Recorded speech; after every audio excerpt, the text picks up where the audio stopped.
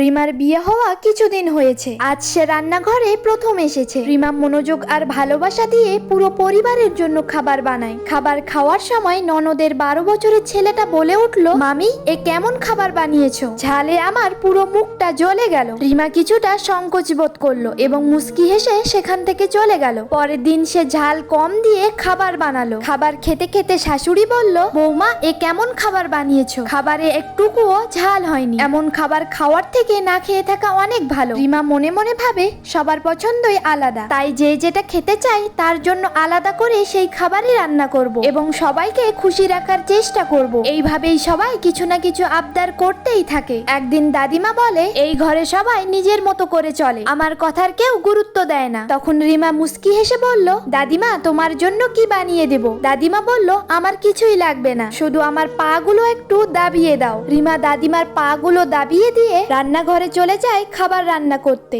তখন দাদিমা বলে, তোমার বাবা মা কি তোমায় কিছুই শেখায়নি? নোংরা হাতে রান্না করতে চলে গেলে? এইসব শুনে রিমা চুপ করে থাকে, কিন্তু এই সব কিছু দেখছিল রিমার স্বামী। রিমার স্বামী কিছুক্ষণ চুপ থাকার পর বলে, ব্যাস অনেক হয়েছে, আমি সকাল থেকেই দেখছি রিমা কাজ করেই চলেছে। রিমা এই ঘরের বউ, সে কোনো চাকরানি নয়। সে সবারই পছন্দের খাবার বানিয়ে দেয়, পুরো পরিবারের যত্ন নেয়, কিন্তু তবুও তাকে কথা শুনতে হয়। এমনই কি হয় বউদের সম্মান? সবাই চুপ হয়ে যায়। আজ প্রথমবার রিমার দুঃখ সবাই বুঝতে পারে। ঘরে শুধু শান্তি নয়, রিমার সম্মানও ফিরে এসেছে, আর সেই সম্মান ফিরিয়ে দিয়েছে তার স্বামী।